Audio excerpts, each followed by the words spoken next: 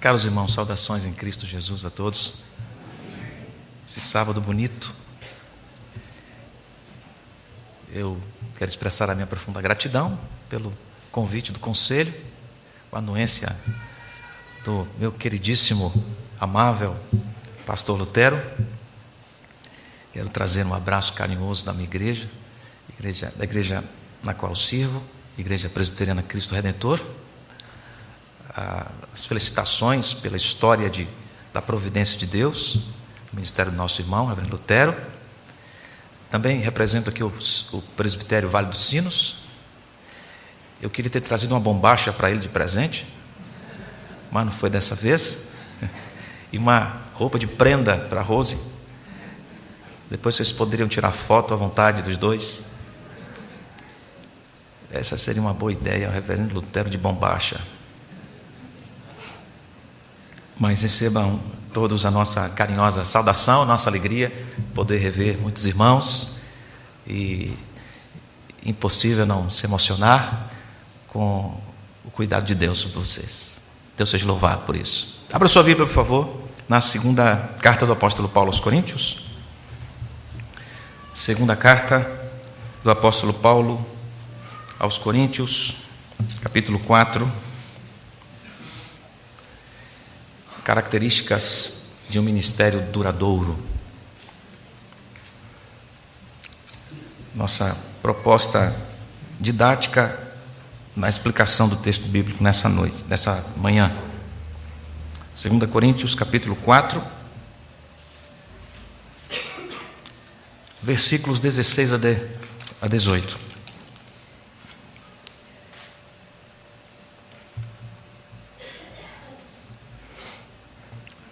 Por isso, não desanimamos. Pelo contrário, mesmo que o nosso homem exterior se corrompa, contudo o nosso homem interior se renova de dia em dia.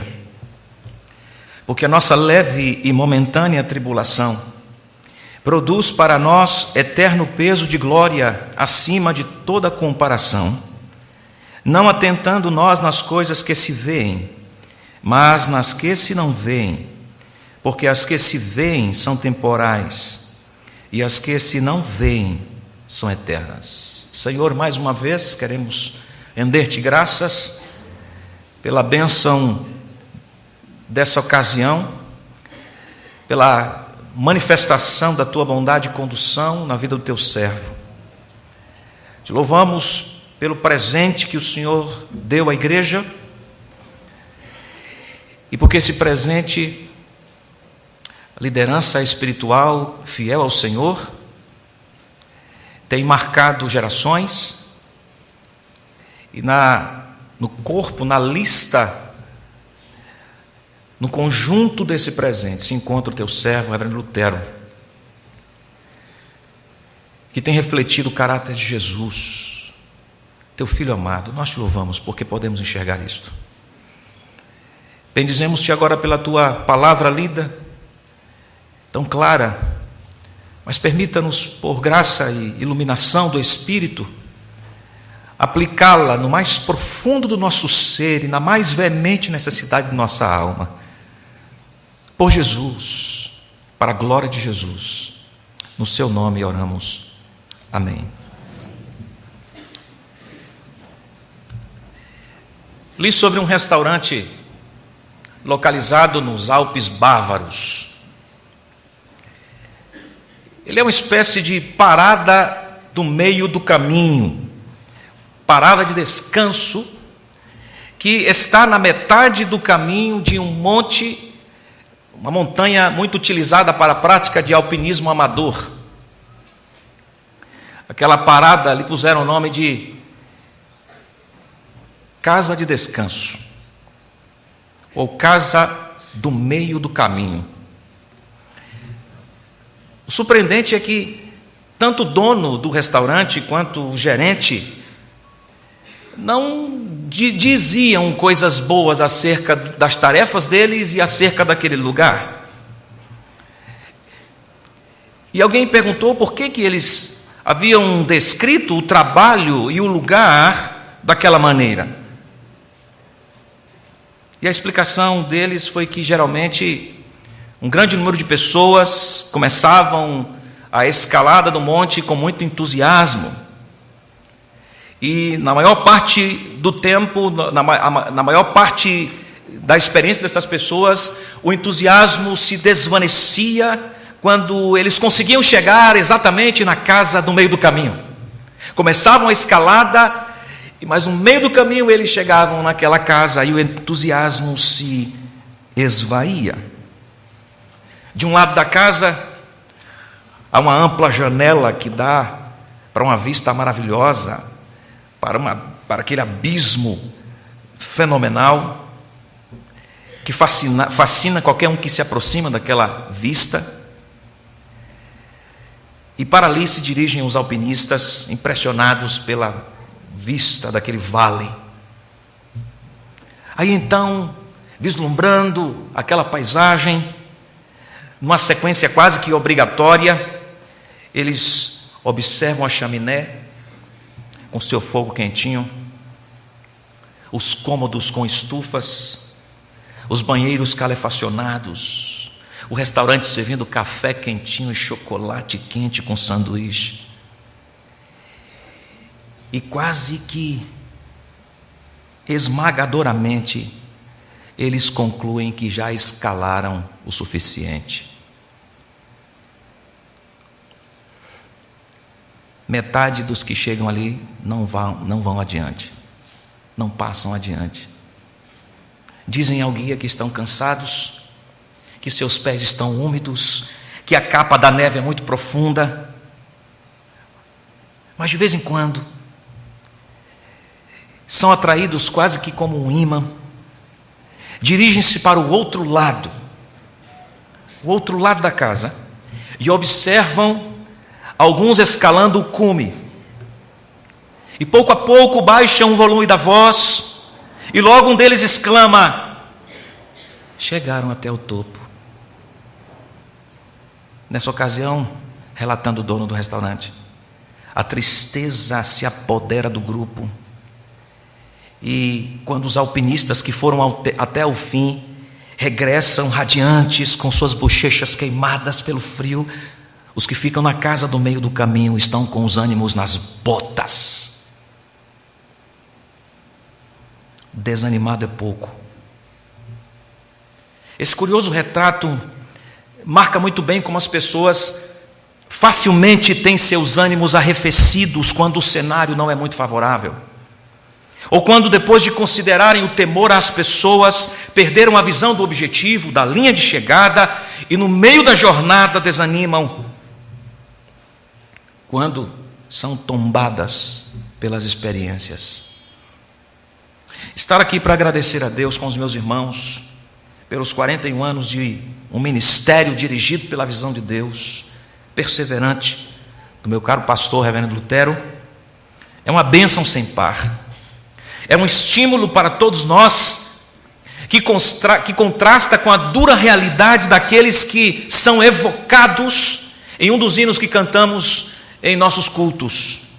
Quantos que corriam bem, de ti longe, agora vão. Quantos que seguem, mas também sem fervor, vivendo estão. Quantos líderes e liderados se encontram desalentados, desfalecidos, sem paixão para viver a vida que Deus quer. Inúmeros. A minha oração nesta manhã é para que o Senhor nos abra o entendimento, a fim de que vivamos o ministério segundo sua visão e, consequentemente, glorifiquemos o seu nome, cumprindo com entusiasmo nossa missão. Entendo que esse era também o desejo do apóstolo Paulo ao escrever à igreja em Corinto.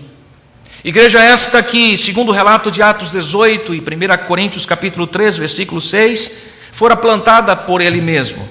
Depois de um tempo, transformara-se em uma grande igreja.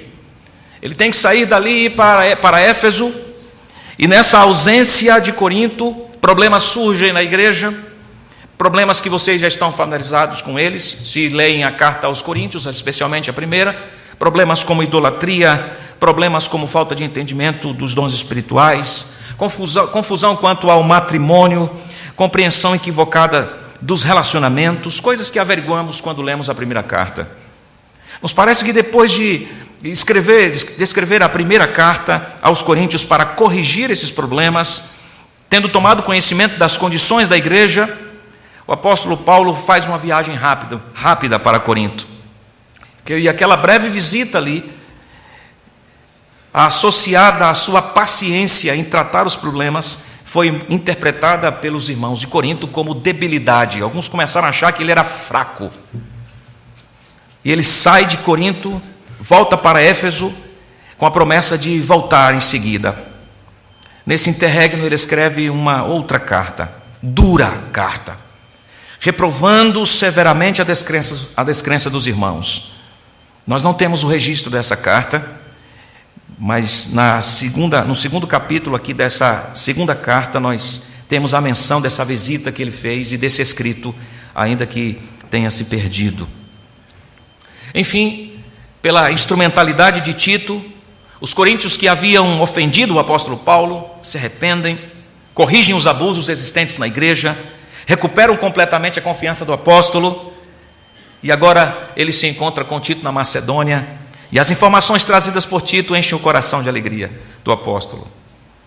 Depois desse encontro com Tito, ele escreve essa segunda carta que temos, apresentando, como nas outras cartas, doutrinas fundamentais da nossa fé, a revelação da glória de Cristo exaltado, a obra reconciliadora do Cordeiro, o poder transformador do Senhor Jesus em nossa vida, razões suficientes para que o ministério do apóstolo fosse exercido com perseverança e ânimo.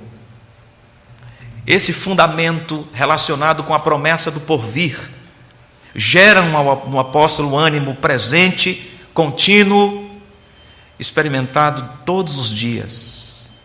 Mas esse não era um cenário livre de perdas, de dores, de tristezas. Pelo contrário, quando lemos, por exemplo, capítulo 1, versículos 5 e 6 desta carta, o próprio apóstolo enfatiza, porque assim como os sofrimentos de Cristo se manifestam em grande medida em nosso favor, assim também a consolação transborda por meio de Cristo. Mas se somos atribulados é para o vosso conforto e salvação.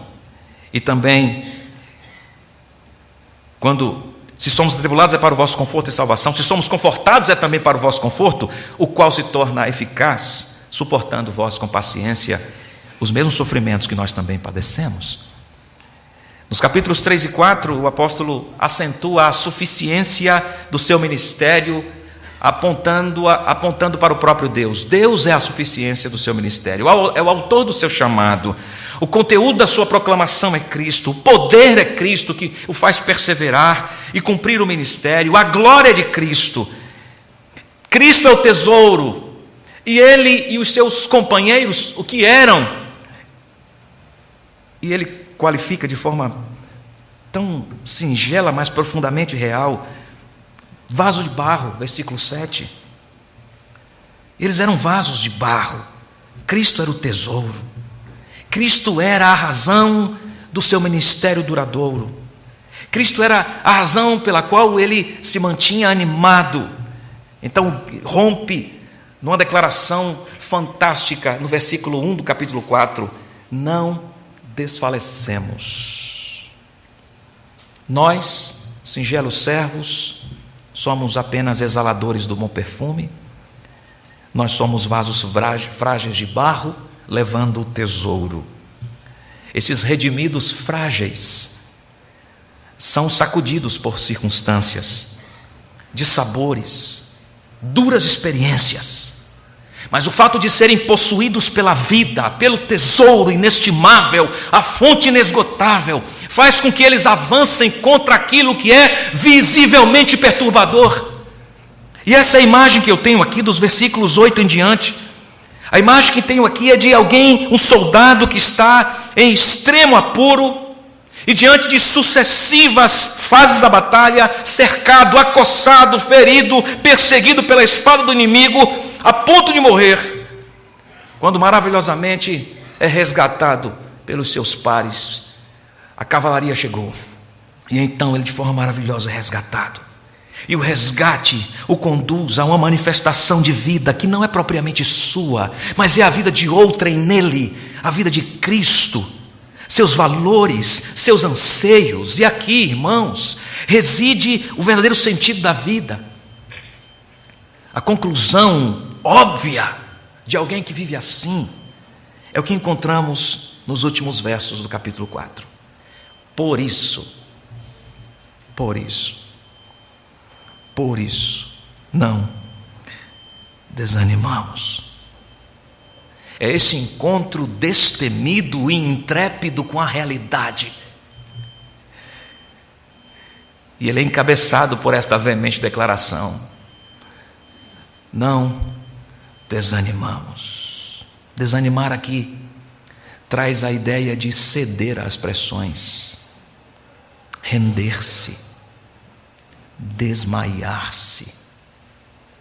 Essa palavra é tão forte que no capítulo 4, versículo 1, ela é traduzida por perder a alma, desfalecer. Mas o apóstolo Paulo diz: esse não é o caminho nosso. Não desanimamos. Eu quero observar mais detalhadamente isto com vocês, apontando duas características do que eu chamo de características de um ministério duradouro. Características de um ministério duradouro. A primeira característica é a consciência do processo de aperfeiçoamento. A consciência do processo de aperfeiçoamento. Por isso não desanimamos. Pelo contrário, mesmo que, repita comigo isto, mesmo que, de novo, mesmo que, de novo, guarde isto no seu coração.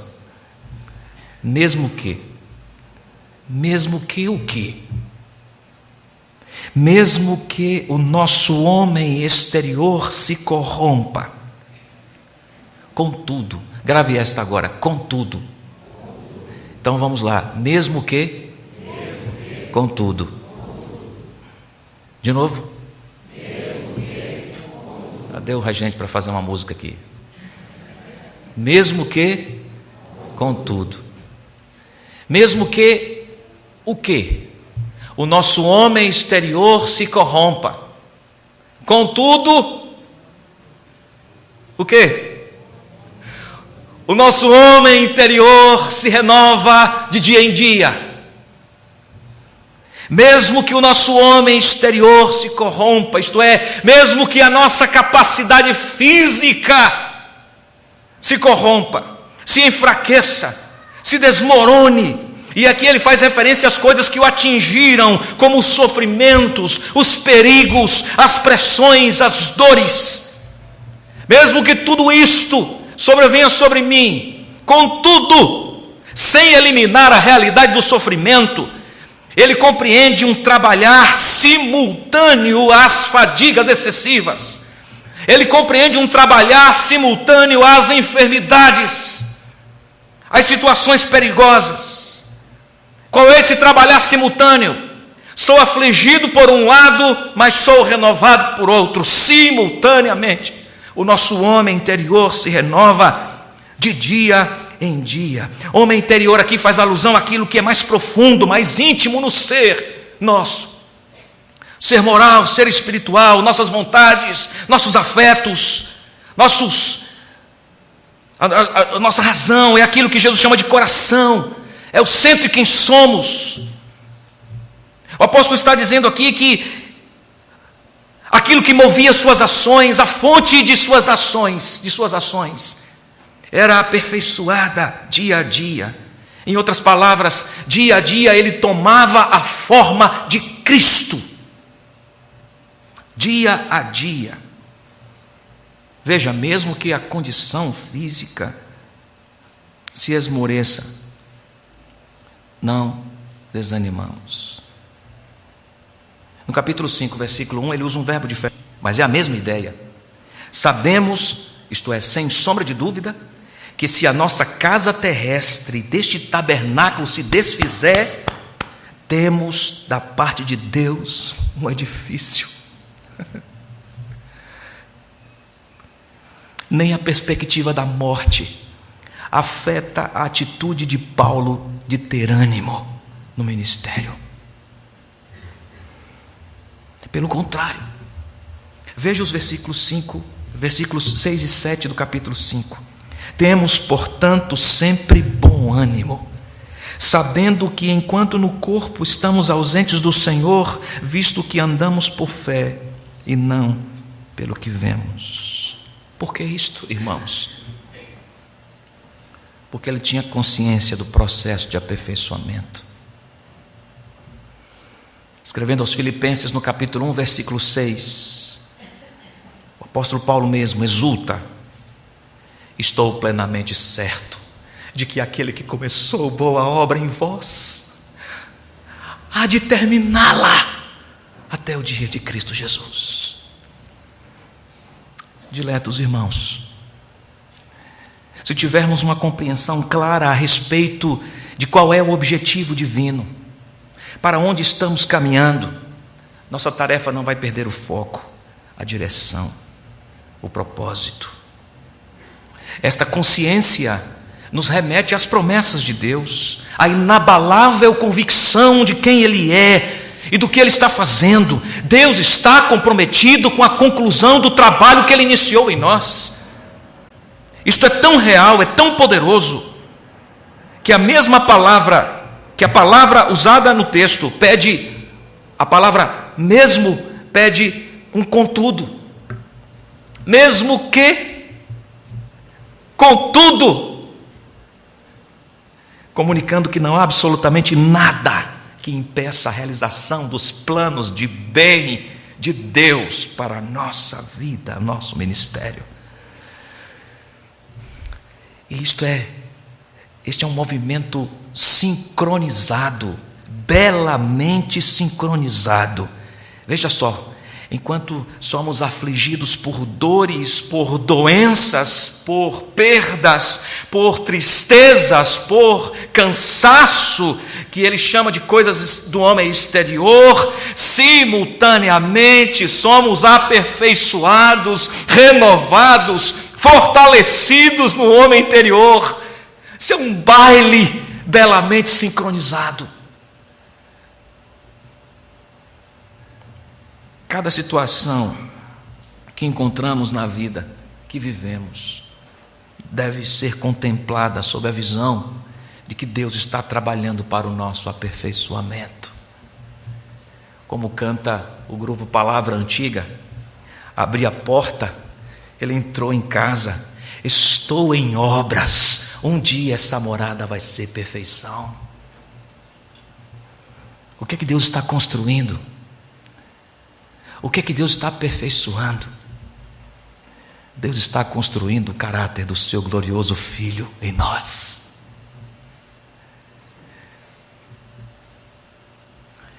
Inegavelmente, temos passado por experiências difíceis. São situações nas quais temos dúvidas, ficamos incomodados. No momento, nem sempre percebemos resultado positivo. Não poucas vezes, derramamos-nos em lágrimas e extenuados, perguntamos para Deus por que Ele nos colocou nessa situação. Não obstante a tudo isto, a âncora da alma, segura e firme, e que penetra além do véu, isto é, a real convicção de que Deus não mente, nos faz recobrar o que o reverendo João Batista costuma chamar de memória teológica,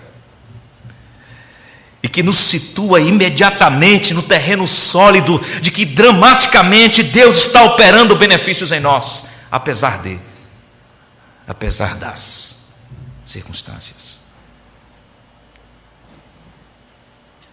Então, nós não sobrevivemos às corrupções do homem exterior. Não. Nós não sobrevivemos às derrocadas. Nós não sobrevivemos nesse mundo caído. Não. As palavras do apóstolo Paulo em Romanos capítulo 8 é que nós somos mais que vencedores. Louvado seja Deus por isso.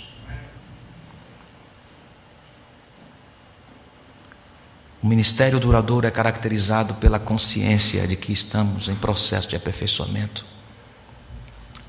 Apesar, mesmo que, contudo, Deus está forjando coisas bonitas na nossa vida. Em segundo lugar, ou a segunda característica de um ministério duradouro, é a visão do eterno. Observe, versículo 17. Porque a nossa, como é que ele qualifica aqui a tribulação? Como? Leve e momentânea tribulação produz o que para nós? Eterno peso de glória. Tem alguma coisa com a qual podemos comparar isto? Ele diz, não, acima de toda comparação, não atentando nós nas coisas que se veem, mas nas que se não veem, porque as que se veem são temporais e as que se não veem são eternas. Como é que ele chama a tribulação mesmo? Leve e momentânea. Perceba que ele está se referindo aqui a todas as lutas e sofrimentos reunidos, passado, presente e futuro. E ele caracteriza esse conjunto de lutas, tribulação, de temporal, leve, momentâneo, produz eterno peso de glória. Deixe-me lembrar um pouco, tocar na sua familiaridade, lembrar a sua mente, lembrar você acerca de alguns sofrimentos que esse homem vivenciou. Abra sua Bíblia na segunda carta, no capítulo 11.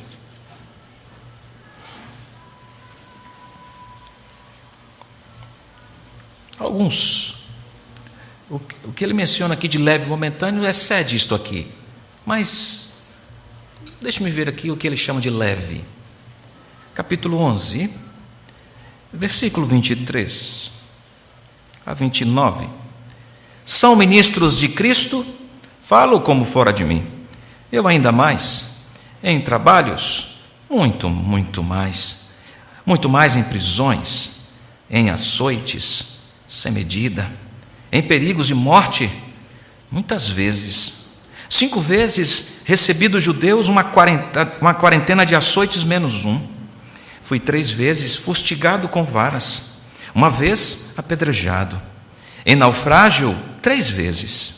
1 noite e 1 dia passei na voragem do mar. Em jornadas, muitas vezes. Em perigos de rios, em perigos de salteadores, em perigos entre patrícios, em perigos entre gentios, em perigos na cidade, em perigos no deserto, em perigos no mar, em perigos entre falsos irmãos, em trabalhos e fadigas, em vigílias, muitas vezes, em fome e sede, em jejuns, muitas vezes, em frio e nudez, além das coisas exteriores. Há o que pesa sobre mim diariamente, a preocupação com todas as igrejas. Quem enfraquece que também eu não enfraqueça? Se o apóstolo Paulo fosse num endocrinologista, ele poderia dizer assim, olha, eu estou sentindo assim uma azia, o que a senhora me recomenda? Aí ela possivelmente perguntaria, o que o senhor faz da vida? Eu sou pregador, apóstolo Paulo. Ela diria para ele, não tem como parar com isso não, porque vai piorar essa sua gastrite, essa sua úlcera, porque o Senhor vive se preocupando com as igrejas todos os dias, além dessas coisas que o Senhor chama de exteriores. Tudo isto num pacote contemplado, passado, presente, e aquilo que ele iria viver depois que escreveu a segunda carta, ele chama de leve e momentâneo. Como é possível isto, irmãos? Como é possível isto? Quando passamos por uma dificuldade, nós somos prontamente conduzidos à conclusão, algumas falsas conclusões. Uma de que todo mundo nos deixou, que Deus nos deixou, de que essa dor é maior do que eu posso suportar.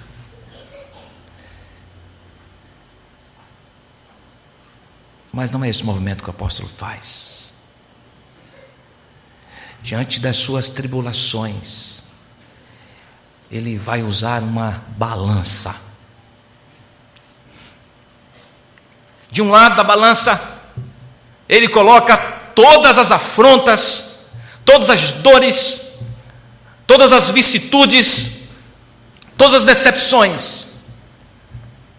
Aqui.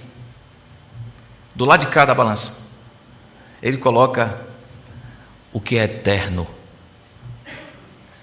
Então, quando ele coloca o que é eterno, como é que eu vou olhar para isso aqui? Se é acima de toda comparação, eterno peso de glória. Não dá para ficar perdendo tempo com isso aqui, não. Ele está olhando para o que é eterno.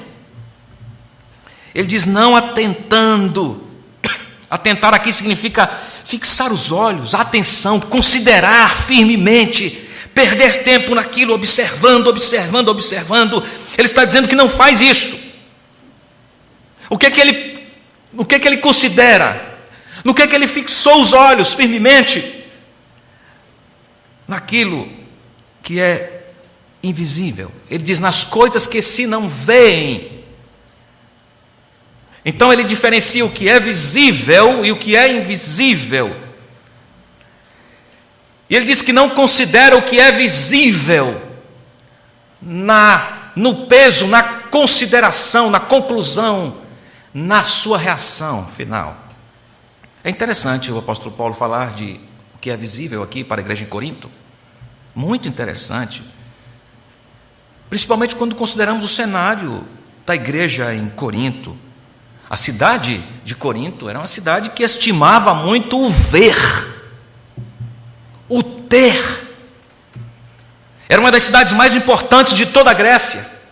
Tinha comércio pujante, tinha o porto, recebia comerciante e viajantes de toda a Ásia Menor, Fenícia, Egito, Itália, Espanha. Todo mundo passava por ali. Pessoas de várias partes do mundo passavam em Corinto.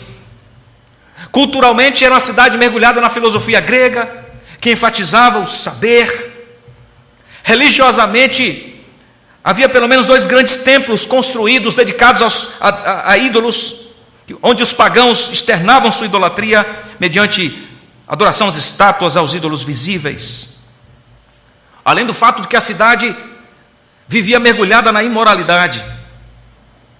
É nesse contexto, nessa obsessão pelo ver, pelo ter, que o apóstolo anima os irmãos, dizendo que eles não poderiam viver pelo sistema de valores visível. Diante disso, isto é, diante da consideração pelo que é invisível, não é possível desanimar. Quando nós atentamos nas coisas invisíveis, nós não paramos no restaurante do meio do caminho e ficamos ali.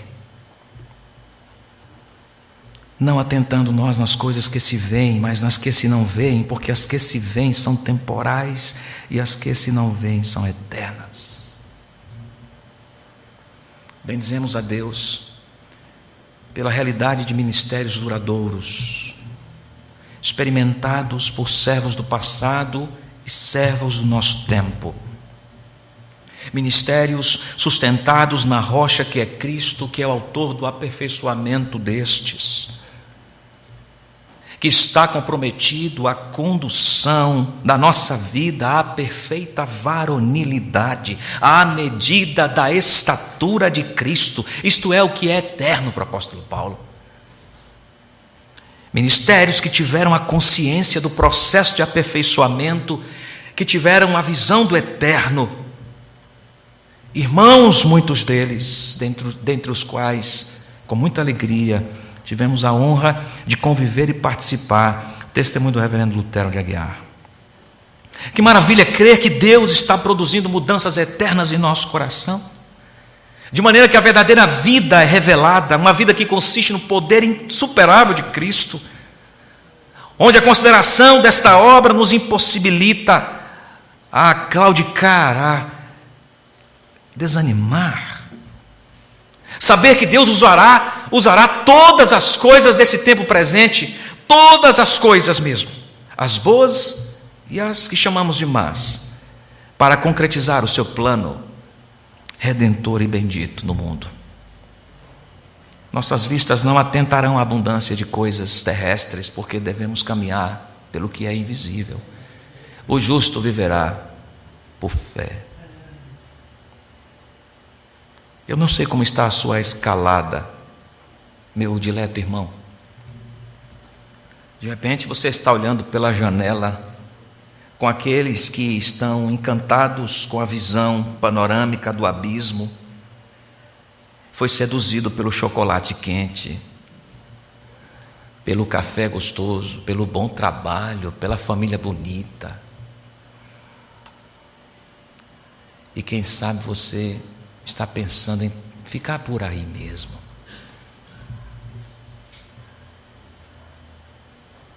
Perdeu o senso da continuidade. Não ora mais. A palavra não mais queima no coração. Não tem mais prazer na comunhão dos santos.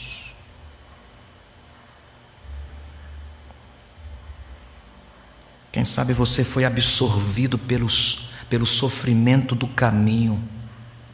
E ele existe mesmo. Uma vez eu perguntei para o reverendo Lutero, era seminarista ainda.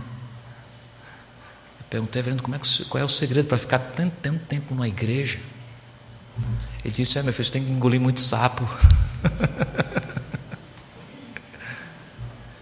Eu não entendi aquilo, engolir sapo. Tinha 20 e poucos anos, 21 anos, acho. Engolir sapo. Fiquei com aquele negócio. Até assumi a minha primeira igreja. Aí eu entendi o que era engolir sapo. Quem sabe você paralisou por causa do sofrimento. Deixa eu dizer uma coisa para você, meu dileto irmão. Deus está falando nessa manhã conosco de que um ministério duradouro é por causa do seu Filho. Se dá por causa do seu Filho Jesus Cristo. Que Ele é o nosso alvo. Que cremos que não há nenhuma circunstância difícil nesse mundo maior do que a realidade da promessa dele de estar conosco todos os dias. Que é Ele mesmo que nos socorre. Que era para Ele que o apóstolo Paulo recorria, mirava. Pois Ele, o Filho, Jesus, Cristo, nosso Redentor, em troca da alegria que lhe estava proposta, suportou a cruz, não fazendo caso da ignomínia, e está assentado à destra do trono de Deus. Consideremos, pois, atentamente aquele que suportou tamanha oposição dos pecadores contra si mesmo, para que não se fatiguem, desmaiando em vossas almas. Você quer continuar animado subindo o monte, chegando ao cume, sem ser iludido pelas benesses do restaurante do meio do caminho? Olhe para Cristo. Ele não somente cumpriu a tarefa, Ele não somente chegou, Ele não somente terminou, mas sabe o que Ele faz? Ele chegou lá, Ele desce para me ajudar a subir com Ele. Ele vem pacientemente para ajudar os seus a terminarem a tarefa. Por isso não desanimamos. Você entende isso? Não sei quais são as lutas da sua vida, o seu sofrimento, aquilo que está incomodando você nessa manhã. Mas eu sei que se você mantiver os olhos em Cristo, você não vai desanimar. Reverendo Lutero, Deus te abençoe. Que os seus olhos nunca se distraiam e que a pessoa amada, Jesus, seja o seu amigo mais próximo, a sua companhia mais terna, o seu precioso confidente das madrugadas. Sustente o seu ministério por mais trocentos anos, trilegal.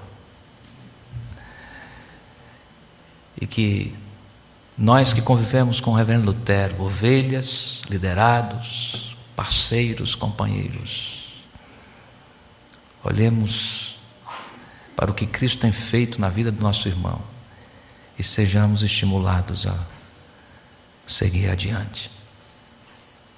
Deus nos abençoe, em nome de Jesus.